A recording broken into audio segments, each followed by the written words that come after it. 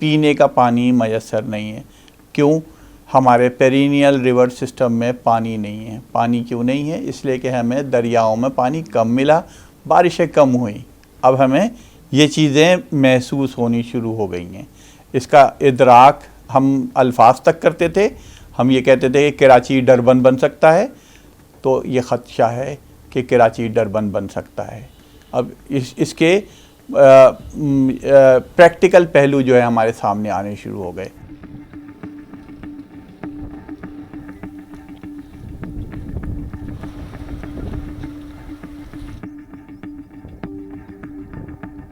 एक महीने के बाद पानी आता है, लेकिन वो जो पहले पानी आया वो भी पूरा पानी नहीं मिल सका टेल वालों को, जिसकी वजह से आपने वो देखा होगा कि बाग जो हैं वो सूख रहे हैं, फाल से, लेमन और ये सब सूख रहे हैं। और आम जो है उसका बिल्कुल साइज़ इस साल बना ही नहीं है।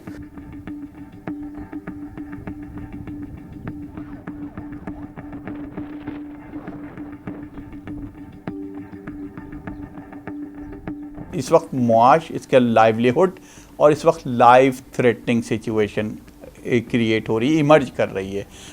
अगर इसको इसी वक्त नहीं एड्रेस किया गया तो ये बहुत बड़ा एक डिलेमा की शक्ल में आ सकती है।